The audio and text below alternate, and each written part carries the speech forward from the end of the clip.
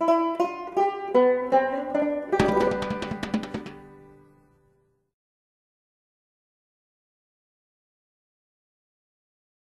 have a 60-acre farm that kind of straddles Multnomah County and Washington County just on the other side of Forest Park.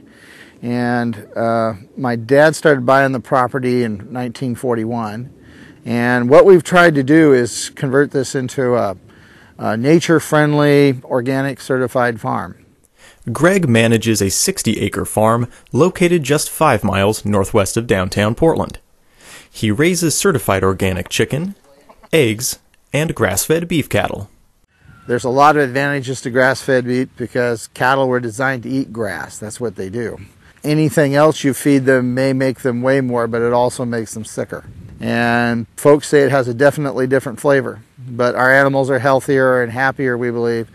You know, people get worried about the E. coli and some of the processed meat. It's been determined that in reality, if they're on grass, they don't get that strain of E. coli. That E. coli comes from strictly because they're grain-fed, and it's unhealthy for them, and they get this unhealthy bug in their gut.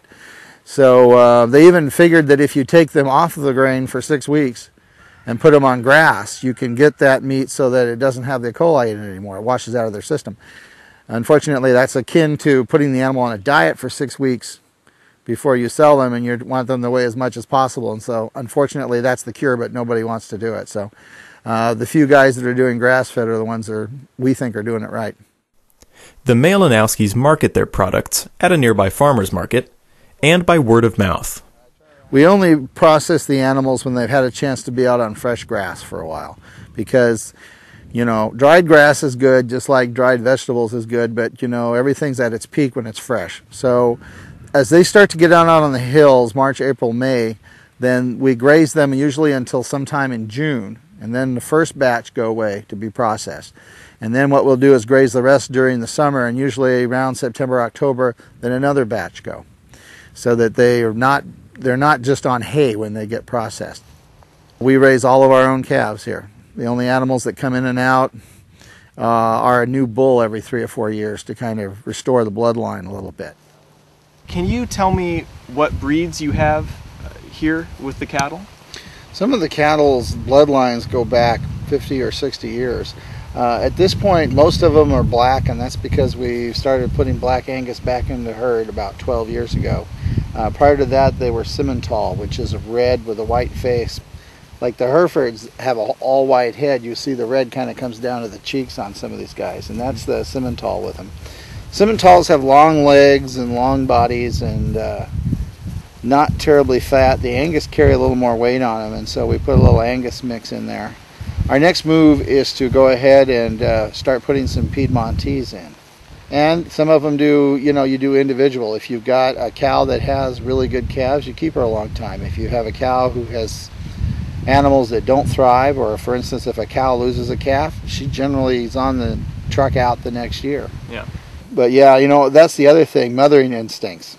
Charolais are famous. I don't want to besmirch Charolais. Charolais are famous for, if it's a snowy day, they have the calf and they go stand in the shade under cover and call to the calf, waiting to see if he's going to come out of the snow or not. Where, you know, an Angus will stand there and whatever happens to her, she's going to watch out for the calf. Right. So if you've got a mom that takes good care of her calf, then you keep her. Mm-hmm. And if you've got one that loses a calf, especially if she loses a calf twice, she just doesn't take care of them enough, she doesn't get them out of the range, she doesn't feed them, then, you know, that's not a cow you're going to hang on to. That's not a bloodline you want to perpetuate. You kind of shift from one to the other over time, and it's a slow process. When you keep a cow up to 14 years, you know, if you're going to switch over 2 or 3 generations, it might be a long walk. Now they'll have their own calves in about 3 years, so you can move them pretty fast. But still, to get to 2 or 3 generations out, you're talking 10, 12 years.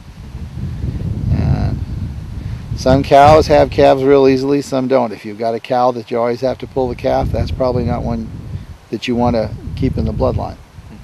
So it just comes down to a lot of little things. And plus, we're micro-engineering them, if you will, for this spot. Mm-hmm. The kind of grass we have, the kind of winters we have, the kind of summers we have, whatever we've got here. And so it gives you a chance to customize them, if you will. Greg leases portions of his family farm to other growers. He wants this land to be as productive as it can be, and in turn, benefit the community. I'm a born-again Christian.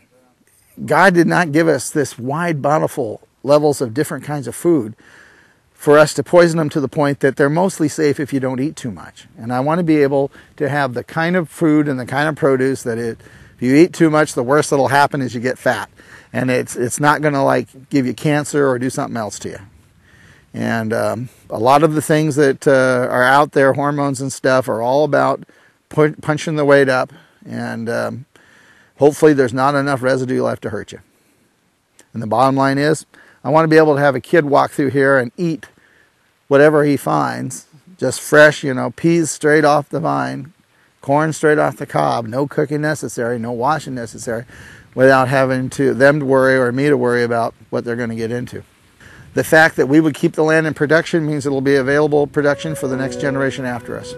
And the best way to do that is to make sure that the generation that's got it is making enough money on it to keep it.